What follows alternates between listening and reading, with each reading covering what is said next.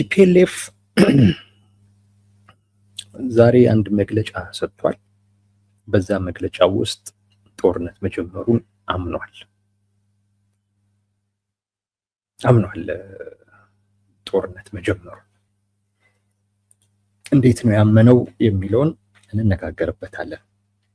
ግን ትላንት እንደነገርኳችሁ በጠለምት ወይንም ደግሞ ጸለምት በሚባል አካባቢ ላይ ቲፒኤልኤፍ ውጊያውን ጀምሮ ነበር። ተኩስ ነበረ። በብልጽግናም ሳይድ እንደዚሁ ምላሽ ሰጥተናል የሚል ነገር ነበረ። እሱን በሚመለከት የተወሰኑ ሀሳቦች ልስጣችሁ። ተኩስ ከጀመረ በኋላ ቲፒኤልኤፍ የተወሰኑ አንዳንድ አካባቢዎችን ይዟል። በእርግጥ እንዳልኳችሁ እዛው አካባቢ ላይ ባለ ታጣቂ የተወሰነ ምላሽ ተሰጥቷል። ተኩሱም ለዛ ነበረ። በእነሱ እምነት ግን ዝም ብለን ገብተን እንቆጣጠረዋለን የሚል ግምገማ የነበራቸው ይመስላል። ኤኒዌይስ የሆነ ምላሽ ነገር ነበረ በዚህኛውም ሳይድ ማለት ነው። እና የተወሰኑ ቦታዎችን ተቆጣጥረዋል። ዛሬም በነገራችን ላይ ተኩስ ነበር። እዛ አካባቢ ያሉ የአካባቢ ስሞች በደንብ አይያዙም፣ ግን አንዳንድ ሰዎች የላኩልኝን መረጃዎች ባይ ስማቸውን ልነግራችሁ እችላለሁ፣ ግን ዛት ማች አስፈላጊ አይመስለንም። ብቻ ጠለምት ውስጥ የሆነ አካባቢ ላይ ተኩስ ነበር ዛሬ። ቲፒኤልኤፍ ያለባቸውም አካባቢዎች ይታወቃሉ፣ የት እንደሆነ በስም ማለት ነው። ከተኩሱ በተጨማሪ ግን መጠነ ሰፊ ጥቃት እንደገና ፈጽሞ ደግሞ ሙሉ በሙሉ ለመያዝም ደግሞ ዝግጅት እያደረገ ነው ያለው ቲፒኤልኤፍ። ዛሬ ላይ ያለው መረጃ ይሄ ነው። በወልቃይት በኩል ራሱን የቻለ ሰራዊት የማስጠጋት እንቅስቃሴዎች አሉ። እሱ ትላንት የተነጋገርነው ነው። ከዛ ውጭ የተለየ ነገር የለውም። ጠለምትን ግን በሚመለከት ግን መጠነ ሰፊ ጥቃት እንደገና ፈጽሞ አንዳንድ መስመሮችን ለመቁረጥ ምናምን ነገር እንደዚህ ያሰባቸው የጦርነት ዝግጅቶች አሉ። ለዛም እየተዘጋጀ ነው። ለዛም የሚያስፈልጉ ነገሮችን ሁሉ ወደ አካባቢው እያመጣ እያስጠጋ ነው ያለው። ተኩስም ነበረ እንደዚሁ ቅድም እንዳልኳችሁ ማለት ነው። ያለበት ሁኔታ ያንን ነው የሚመስለው። በብልጽግና በኩል የብልጽግና ሰዎች የድሮን ጥቃት ፈጽመናል የሚል ነገር እያነሱ ነው። በአክቲቪስቶቻቸው በኩል የመንግስት የድሮን ጥቃት መፈጸሙን ከዛም ባለፈ ራሱ መከላከያው እንደተዋጋቸው እና 2 ኦፕሬተሮች እንደተያዙ የተማረኩ ዲሽቃን ጨምሮ አንዳንድ መሳሪያዎችም እንደነበሩ ይህንን ነገር በመንግስት ሳይድ ደግሞ ያሉ ሰዎች ሲያነሱ ነበር። ትላንት እኛ እንደነገርናችሁ መንግስት በዚህ ጉዳይ ላይ ምላሽ ይሰጣል የሚል እምነት የለንም የሚል ነው የኛ እምነት። በነገራችን ላይ ይሄንንም የብልጽግና ሰዎች ያሉትንም ነገር አምነን አልተቀበልነውም። መንግስት ምላሽ ሰጥቷል የሚል እምነት የለንም በእኛ በኩል። ግን የድሮን ጥቃት ተፈጽሟል ምናምን የሚባሉ አይነት ነገሮች አሉ። እውነትነታቸውን እንጠራጠራለን። ያም ሆኖ ግን ቲዲኤፍ እዛው ጠለምት ውስጥ ነው ያለው። አሁን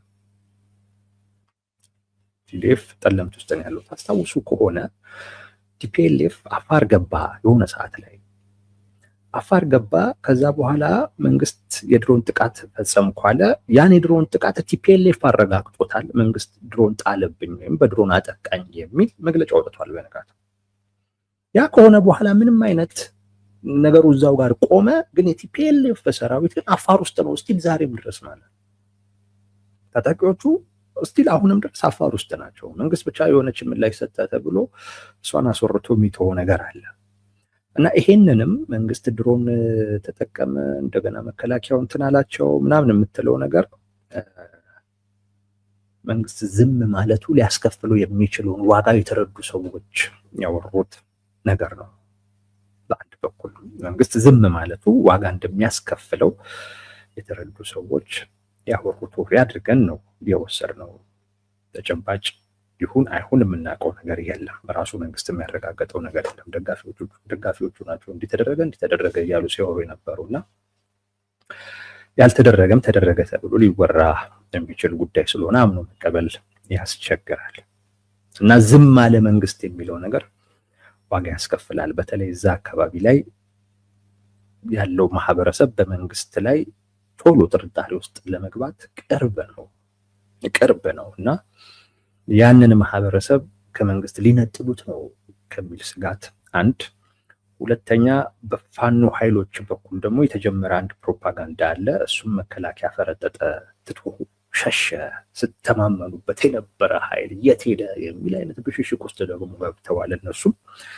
አይ ቲንክ ለዛም ራሱ ላለመመቸት በሚል ይመስለኛል የብልጽግና ሰዎች መንግስት እንዲያርጓል የሚል አይነት ነገር ሲያነሱ የነበረው።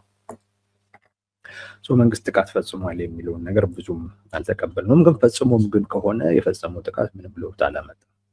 ቲዲኤፍ እዛው ጠለምት ውስጥ ነው። መጠነ ሰፊ ጥቃትም አድርጎ አካባቢውን ለመቆጣጠር እየተዘጋጀ ነው ያለው።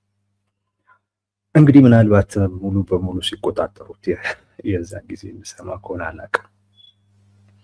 ኤኒዌይስ እስካሁን ድረስ ማንኛውም አካል ተኩስ ወይንም ውጊያ ስለመጀመሩ ያረጋገጠ የለም። ለምሳሌ በቲፒኤልኤፍ ሳይድ ተኩስ ጀምሬያለሁ ብሎ ያረጋገጠው ነገር የለም። በብልጽግናም ሳይድ እንደዚሁ፣ በፋኖም ሳይድ እንደዚሁ። እነዚህ አካላቶች የሚመለከታቸው አካላቶች ናቸው ብለን ነው እዛ አካባቢ ላይ ያለውን ፖለቲካ። ዛሬ ግን ቲፒኤልኤፍ መግለጫ ሰጥቷል። በዚህ መግለጫው ላይ ኦልሞስት አምኗል። ጥቃት ስለመፈጸሙ አምኗል። ውጊያ ስለመጀመሩ አምኗል። መግለጫው በዋናነት የሚያተኩረው ወልቃይት አካባቢ ላይ ነው። ምዕራብ ትግራይ የሚሉትን አካባቢ ነው የሚያተኩረው የቲፒኤልኤፍ መግለጫ። ቲፒኤልኤፍ ምን ይላል? እዛ አካባቢ ላይ የፌዴራል መንግስትም እዛ ያሉ ወራሪዎችም በትግራዋይ ላይ የሚያደርጉት ስልታዊ የዘር ማጥፋት እንቅስቃሴ ቀጥሏል ይላል። ቀጥሏል። እነሱ እሱን ቀጥለዋል። እንደገና የሰብአዊ እርዳታ ቀንሷል። መንግስት በሸቀጥ ምርቶች ላይ ማዕቀብ ጥሏል። በዚህ ምክንያት ደግሞ ሰው እየተራበ እየሞተ ነው ያለው ተፈናቃዩ። እዛ አካባቢ ላይ ትግራዋያንን የማጥፋት ዘር የማጥፋት የመጨረስ ስልታዊ በሆነ አይነት መንገድ በፌዴራል መንግስት እንደዚሁም ወራሪ በሚሏቸው አካላት እየተካሄደ ነው ይላል። ከሰብአዊ እርዳታ መቀነስ ጋር ተያይዞ መንግስት በሸቀጥ ምርቶች ላይ ማዕቀብ ከመጣሉ ጋር በተያያዘ እኔ ለመጣሉ አላቅም፣ ቲፒኤልኤፍ ነው ይሄንን እያለ ያለው። ተፈናቃዮች በረሃብ እየሞቱ የሚል ነው እና በአጠቃላይ እየሆነ ያለው ነገር እያለቅን ነው የሚል ነገር ነው ቲፒኤልኤፍ የሚያነሳው። ዋናው ፖይንት እዚህ ጋር ነው። ምን ይላል ቀጥሎ? ይሄንን ዝም ብለን ልናይ አንችልም። ይሄንን ዝም ብሎ ማየት ማለት ውጤቱ ማለቅ ነው። ውጤቱ ማለቅ ነው። ዝም ብሎ ማየት ማለት ዝም ብሎ ማለቅ ነው ትርጉሙ። ስለዚህ በፍጹም ይሄ ነገር እንዲቀጥል አንፈቅድም የሚል ነገር ቲፒኤልኤፍ ያነሳል የዛሬው መግለጫ ላይ። እንግዲህ ይሄ መግለጫ ቲፒኤልኤፍ በጠለምት በኩል ውጊያ ከፍቷል የሚባል ወሬ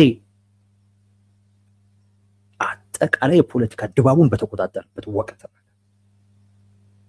እንዳለ በፋኖም ሳይድ በሉት በብልጽግናም ሳይድ በሉት በትግራይ ኃይሎችም በኩል በሉት እነሱ የማስተባበል ነገር ነው ውሸት ነው ምናምን የሚል አይነት ነገር ነው መሰለኝ ሲያነሱ የነበረው።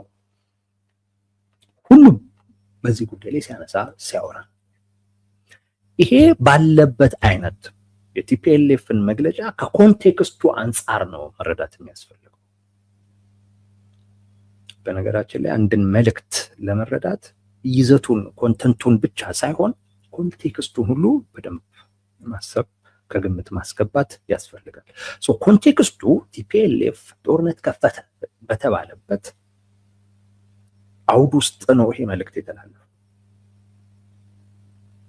ለኔ አዎ ከፍተናል ከማለት የተናነሰ ትርጉም የለውም።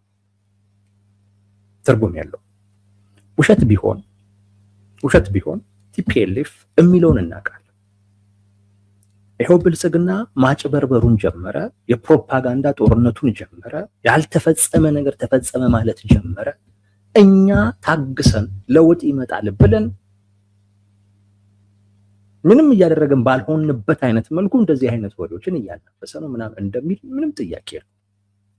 ግን ቲፒኤልኤፍ ጦርነት ከፈተ ተብሎ እየተወራ ቲፒኤልኤፍ ከፈተ የተባለበትን አካባቢ ጠቅሶ እዛ አካባቢ ላይ ዘር ማጥፋት እየቀጠለ ነው እና እሱንም ዝም ብለናል። ስለዚህ ምን ማለት ጦርነት ብከፍትም ዝም ብዬ እንዳይ የሚያስገድደኝ ነገር የለም፣ እንደውም እንድከፍት የሚያስገድደኝ አይነት ነገር ነው ያለው ብሎ ነው እየነገረህ ያለው። ቲፒኤልኤፍ ጦርነት ከፈተ እየተባለ እየተወራ ጦርነት ከፈተ የተባለበት አካባቢ ላይ ስላለው ሁኔታ ቲፒኤልኤፍ ተናግሮ ይሄ ሁኔታ እንዲሁ እንዲቀጥል በፍጹም አልፈቅድም ማለት። ስለዚህ ምን እያለ አውዱን ታሳቢ አድርገህ የቲፒኤልኤፍን መልእክት ወይንም ደግሞ መግለጫ ስትረዳው እያረጋገጠልን አዎ ከፍቻለሁ፣ ምክንያቱም ዘር ማጥፋት ቀጥሏል ስልታዊ በሆነ አይነት መንገድ። እኔም ይሄንን ዝም ብዬ ማየት አልችልም። ዝም ብዬ ማየት ማለት ማለቅ ነው። ስለዚህ ሳልቅ ደግሞ ዝም ብዬ አላይም ብዬ ጀምሬያለሁ እያለ ጦርነት ጀምሯል፣ ቲፒኤልኤፍ ጦርነት ጀምሯል የሚለውን ቲፒኤልኤፍ የጀመረበትን ምክንያት ነው ዛሬ በመግለጫ የነገረ። ወሬው ጀመረ የሚለው ብቻ ስለሆነ በዚህ ምክንያት ነው የጀመርኩት ብሎ ምክንያት ነው ያቀበለህ እንጂ ጦርነት ስለመጀመሩ አምኗል ማለት ይቻላል ከኮንቴክስቱ አንፃር። አንዲያ ነው። ሁለት በሌላ አይነት መልኩም ስንረዳው በሌላ አይነት መልኩ ደግሞ ቲፒኤልኤፍ እያቀረበ ያለውን ክስ ተመልከቱ። ዘር ማጥፋት፣ ዘር እየጠፋ ነው። ሰው በረሃብ እያለቀ ነው፣ እየሞተ ነው። እነዚህ በጣም ከባድ ክሶች ናቸው። በጣም ከባድ ክስ። የሚከሰው አካል ደግሞ እነዚህን ነገሮች የሚያደርገው ሆን ብሎ ዘር ማጥፋቱን ስልታዊ በሆነ አይነት መልኩ ነው እያደረገ ያለው። ተፈናቃዩ በረሃብ እንዲሞት እያደረገ ደግሞ ያለው በሸቀጥ ላይ ማዕቀብ ጥሎ። ስለዚህ ሆን ብሎ ነው እያደረገ ያለው። ይሄንን የሚለው ቲፒኤልኤፍ ነው። ይሄንን የሚሰማ ሰው የመጀመሪያው አእምሮ ውስጥ የሚመጣው ነገር አንድ ጥያቄ አለ። ያም ጥያቄ ምንድነው? እናንተ ምን እያደረክ ነው የሚል ጥያቄ። እና ምን እያደረክ ነው የሚል ነው አይደለም? ተመልከቱ። የፌዴራል መንግስት አካባቢውም ላይ ያሉት ወራሪዎች ስልታዊ እኮ ማለት አቀደ ምናምን ነገር ማለት እኮ ነው። አቀደህ አስበህበት ዘር እያጠፋ ነው እያለው ነው። እንደገና ማዕቀብ ጥሎ ሰው በረሃብ እየገደለ ነው እየጨረሰ ነው እያለ ነው። በአጠቃላይ ልናልቅ ነው እያለ ነው ቲፒኤልኤፍ። እንድናልቅም ደግሞ እየሆነ ያለው ታስቦበትና ታቅዶ ነው እያለህን ያለው። ስለዚህ በእርግጠኝነት አንተ ውስጥ የሚመጣው እንዴት ግን ብልጽግና እንዲያስባል የሚለው አይደለም የመጀመሪያው ጥያቄ የሚመጣው። ይሄንን ሁሉ ካወቅ ምንድነው እየሰራህ ያለው ነው የመጀመሪያው ጥያቄ። አሁን እኔ ቲፒኤልኤፍን መጠይቀው እሱን ነው። ሆን ተብሎ ታቅዶበት እንድታልቅ እንዲህ እየተሰራ እናም አንተ እጅን አጣጥፈህ የተቀመጥከው ምንድን ነው? ተጠያቂነት ያመጣል። በነገራችን ላይ ከፈጸመው እኩል አውቆ ህዝቡን የመታደግ ኃላፊነት ያለበት አካል የትግራይን ህዝብ ህልውና ታደጋለሁኝ እያለ የሚያወራ አካል እንዴ ከመግለጫ ቢያንስ ሊያልፍ ይገባል። መግለጫ ብቻ ታጥሮ ሊቀር አይችልም። የቲፒኤልኤፍ መግለጫ የመጀመሪያው ጥያቄ የሚፈጥረው ነገር እንዴት ቲፒኤልኤፍ ታዲያ ይሄን ሁሉ ካወቅ ከተረዳህ ዝምታህ ምንድን ነው የሚል ቲፒኤልኤፍ ይሄን ያውቃል። ዛሬ ባስተላለፈው መግለጫ እንዲህ አይነት ጥያቄ እንደሚመጣ ያውቃል። ይሄ ልክ አይደለም ከሚል ወገን በሙሉ እንዲህ አይነት ጥያቄ ሊመጣ እንደሚችል ጠንቅቆ ያውቃል። ግን ቲፒኤልኤፍ ምን አለው? መልስ አለው። መልሱ ምንድን ነው? ውጊያ ጀምሯል። ውጊያ ጀምሯል። ቲፒኤልኤፍ ጀምሬያለሁ አላለህም። ይሄ ጥያቄ እንዲመጣበት ሊያመጣበት የሚችል አይነት መግለጫ ሲያወጣ ቲፒኤልኤፍ መልስ አዘጋጅቶ እና ምን እየሰራ ነው ስትለው ታዲያ ይሄን እያደረኩት ያሉት ለምን ብዬ ነው የሚል ምላሽ አላስተባበለውም እንዳልኳችሁ። ነገር ግን ጦርነት ስለመጀመሩ ውጊያ ስለመጀመሩ በቀጥታም ባይሆን በተዘዋዋሪ ግን እንድንረዳ እንድንገነዘብ የሚያደርግ አይነት መግለጫ ቲፒኤልኤፍ ዛሬ አውጥቷል።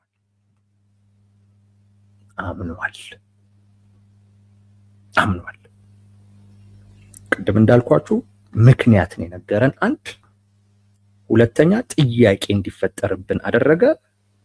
ጥያቄ እንዲፈጠርብን ግን ያደረገው ለዛ ጥያቄ የሚሆን ምላሽ መነጋገሪያ በሆነበት አይነት ሁኔታ ነው። ስለዚህ መልሱን አዘጋጅቶ ወይም መልሱን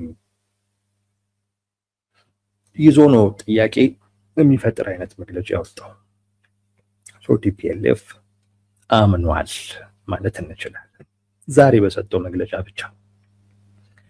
ከዛሬ በፊት የነበሩ በቲፒኤልኤፍ በኩል የነበሩ እንቅስቃሴዎችን ታሳቢ ደግሞ ስናደርግ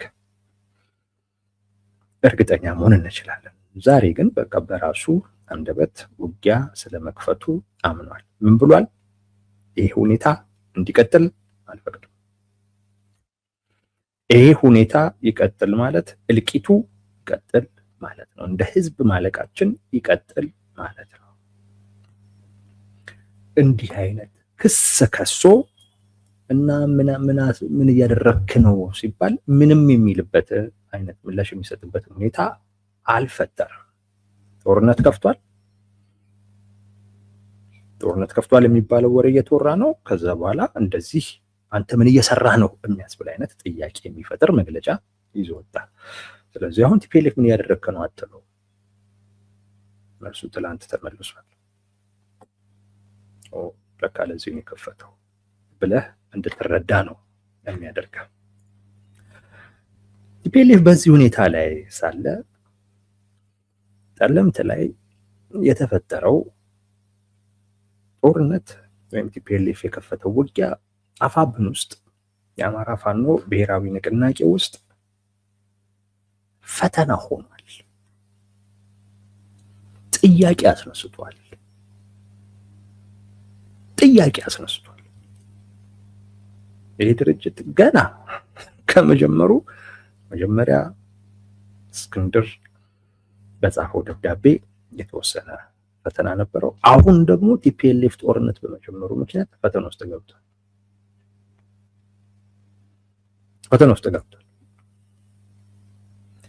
አንዳንዶች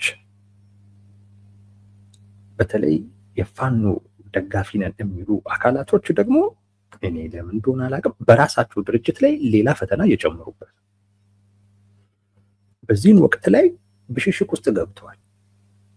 በፋኖ ደጋፊነት የሚታወቁ ምናልባትም የዚህ አፋብን የሚባለው ስብስብ ውስጥ ወይም የዚህ አፋብን ደጋፊ የሚባሉ ሚዲያዎች እዛ ላይ የሚንቀሳቀሱ አካላቶች እያደረጉ ያሉት እንቅስቃሴ በራሱ ለዚህ አፋብን ለሚባለው ድርጅት ሌላ ፈተና ነው። ይሄ ጉዳይ የነሱ ጉዳይ ያልሆነ ይመስል እያሉ ያሉት ነገር በሉ እንግዲህ የተማመናችሁበት አካል ይታደጋችሁ፣ እርሱም ጥሎ ፈርጥቷል፣ ሸሽቷል የሚል ነገር ነው የሚያነሱት። ማለት ይሄ ማለት የኛ ጉዳይ አይደለም፣ አይመለከተንም አይነት ነገር ነው የሚያነሱት። እንዴ ይሄ እኮ ማለት ለድርጅት እኮ ትልቅ ፈተና እኮ ነው። ይሄ ጉዳይ የኔ ጉዳይ ነው የሚለው ማህበረሰብ ክፍል ለምንድን ነው ይህንን ድርጅት እንደ የራሱ ድርጅት አድርጎ ወይም ለሱ መብት ለሱ ፍላጎትና ጥቅም የቆመ ድርጅት አድርጎ እንዴት ሊቆጥሮ ይችላል?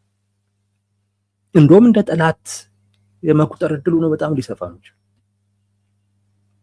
ጠላት አድርጎ የማየት እድሉ ነው ሊሰፋ የሚችለው። በዚህን ወቅት ላይ የዚህ ድርጅት ደጋፊ ተብሎ የሚታሰቡ ሰዎች ብሽሽቅ ውስጥ ነው የገቡት። ብሽሽቅ ውስጥ ነው የገቡት። ለምን እንደገቡ ይገባኛል። እነሱ ያሰቡት ይገባኛል።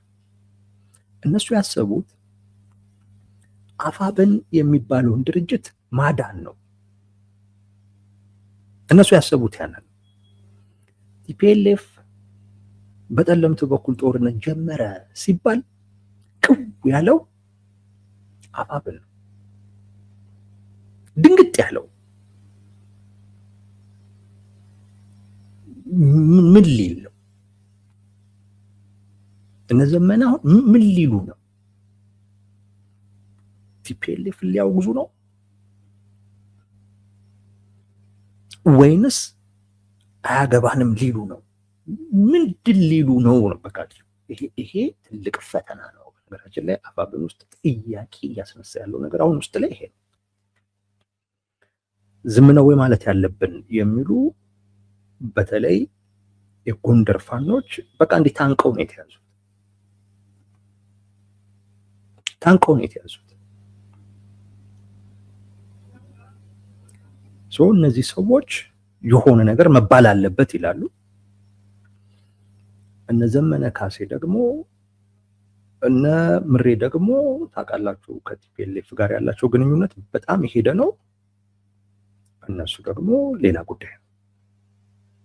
ይሄ አይነት ፈተና ውስጥ ገብቷል ድርጅቱ። ደጋፊዎቹ ይሄን ድርጅት ማዳን ነው የፈለጉት። ስለዚህ ምን እያሉት ነው? ድርጅቱም አይመለከተውም። ድርጅቱን ትላንት ሸጦታል ስትሉ አልነበር እንዴ? አይመለከተውም። ትላንት እኮ ሸጠሃል ብላችሁታል። ትላንት እኮ አትታመንም ብላችሁታል። ያመናችሁት መከላከያ ይታደጋችሁ ወደሚል አይነት ነገር ሄዱ። ምን ለማድረግ ነው? ድርጅቱን ከገባበት አጣቂኝ ውስጥ ሊያወጡት ነው። ዝም በል ነው። ምክንያቱም ቲፒኤልኤፍንም ማውገዝ አይችልም። እንደገና ደግሞ በዝምታ መቆየትም አይችልም። የሆነ ነገር ማለት ይኖርበታል። ነገሩ አሁን በተጀመረው ብቻ አይደለም መቀጠሉም የማይቀር ነው። ስለዚህ ደጋፊዎቹ ተረባርበው የአፋብን የሚባለው አካል ይሄ ጉዳይ አይመለከተውም ለማስባል ወዴት ሄዱ? ወደ ብሽሽቅ ሄዱ። ትላንት እንዲህ ስትሉ ነበር፣ አሁንም ዝም ቢል አሁንም የሆነ ነገር ቢል ሊፈረድበት አይገባም። ሸጠሃል ሲባል የነበረ ድርጅት ነው ምናምን ነገር ወደ ማለት ሄዱ። እናንተ ሸጠሃል ስለተባልክ አፋብን እንደ ድርጅት አኮረፈ ማለት ነው። ግራ የሚገባኝ ነገር ይሄ ነው። ስለዚህ አኩርፎ ትላንት ሸጠሃል ስላላችሁኝ አይመለከተኝም ወደ ማለት ሄደ። ይሄ ነው ነገ ከነገ ወዲያ ህዝብን እመራለሁ ብሎ የሚያስብ አካል እንዲህ ነው ባህሪው። ይሄ ነው የህዝብ መሪ ነኝ የሚል የህዝብን መብት አስከብራለሁ፣ ፍላጎቱን ጥቅሙን እንዲሟላ እንዲጠበቅለት እታገላለሁ የሚል አካል ማኩረፍ ባህሪው ነው።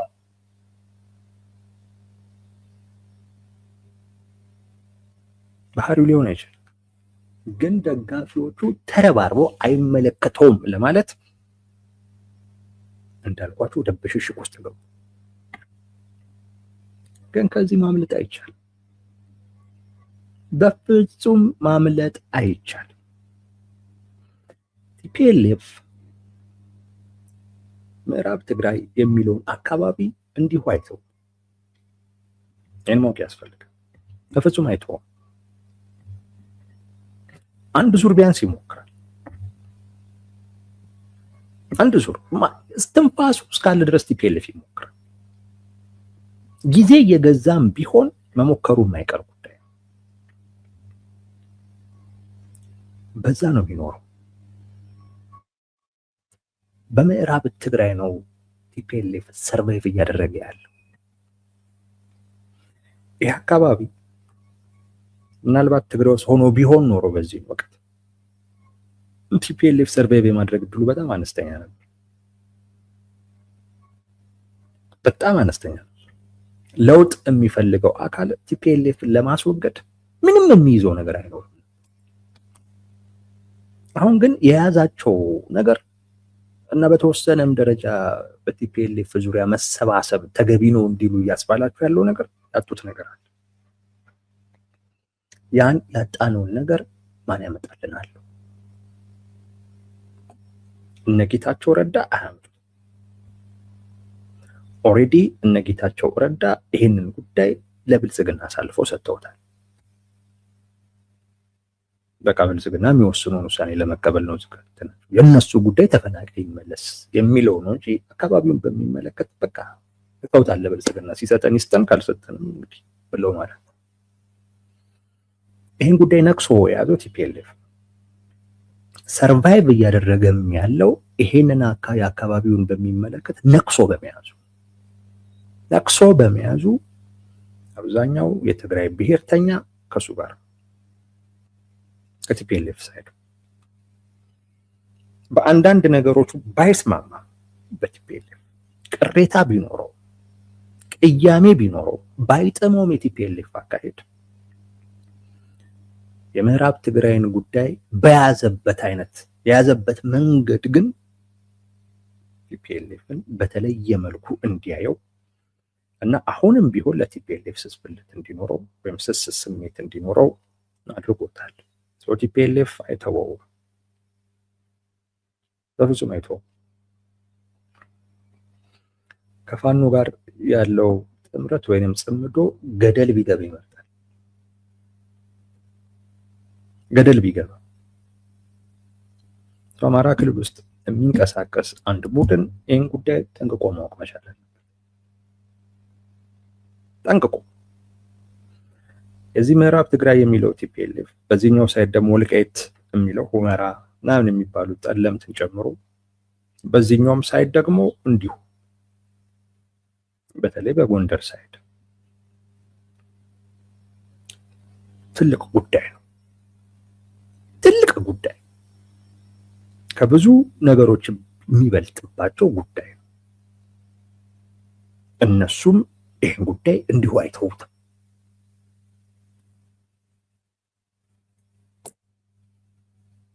አፋብን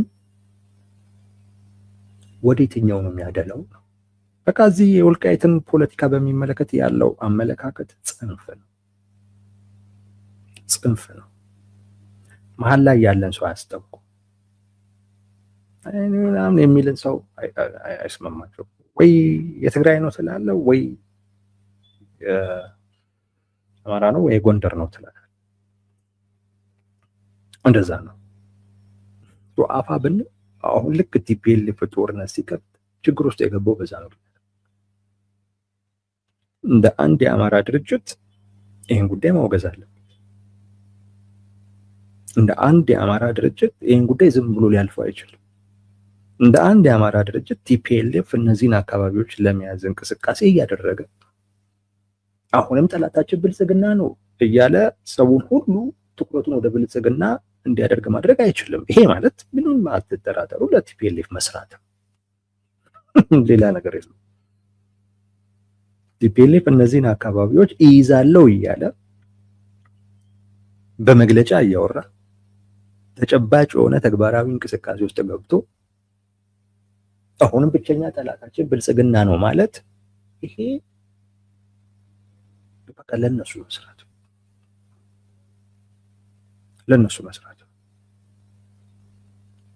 ምንም ማስተባበያ ሊሰጠው የማይችል ማለት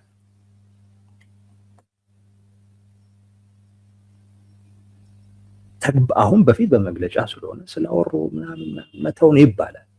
እንደዛም አይነት ነገሮች ሲሉ እንትን በቃ ምን እኛ ጋር አይደል ያለው እነሱ ያወሩ አልወሰዱት። 10 ጊዜኛ ስለ ወልቃይት የምናወራበት ምክንያት ምንድን ነው የሚል ምክንያት ያቀርቡ ነበር። አሁን ግን እነዚህን አካባቢዎች መያዝ አለብኝ የሚል እንቅስቃሴ ቲፒኤልኤፍ ጀመረ። ምናምን ብለህ ልታጣጥለው የምትችለው አይደለም።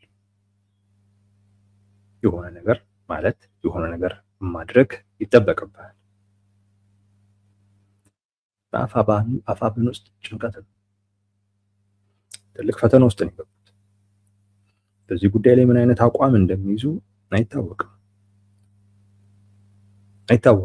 አንዳንዶቹ ይሄ የማይማር ድርጅት ማለት ጀምረዋል። ቲፒኤልኤፍ እንትን እያላቸው ይሄ የማይማር ድርጅት ትግላችንን አበላሸብን አይነት ነገር።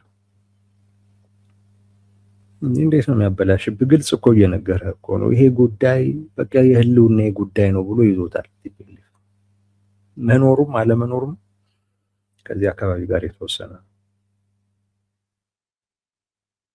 ስለዚህ ይህን አውቀህ ነው ከቲፒኤልኤፍ ጋር ግንኙነት ስትጀምር መጀመር ያለብህ።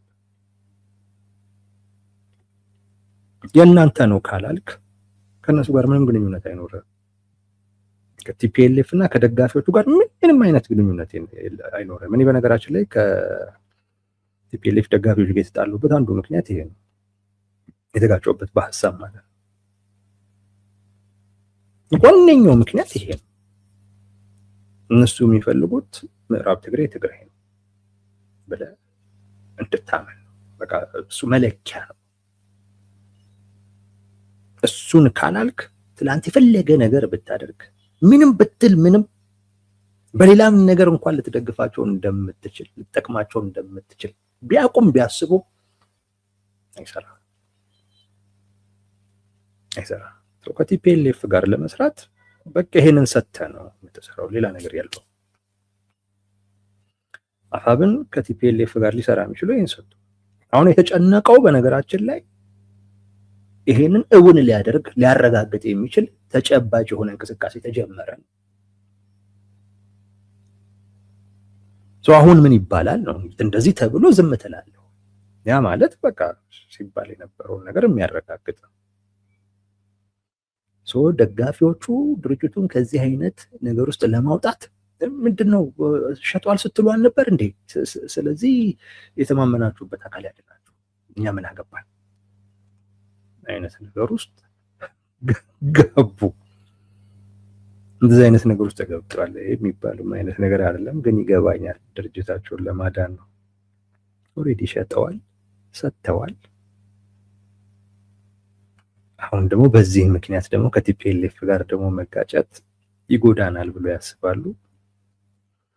ሸጠናልም እንዳይሉ ችግር ነው። ከቲፒኤልኤፍም ጋር ደግሞ መጋጨትም ችግር ነው። ስለዚህ ማኩረፍን መርጧል። ድርጅቱ ትላንት ሸጠሃል ተብያለሁ፣ ስለዚህ በዚህ ጉዳይ ላይ አያገባኝም የሚል የኩርፊያ አቋም እንደ ልጅ ኩርፊያ አቋም ለመያዝ ወስኗል እና ገና ከመጀመሪያው እንደዚህ አይነት ከባድ ፈተና ገጥሞታል ነው የምላችሁ። ድርጅቱ እንዴት ይወጣዋል በሂደት የምናየው ጉዳይ ነው የሚሆነው።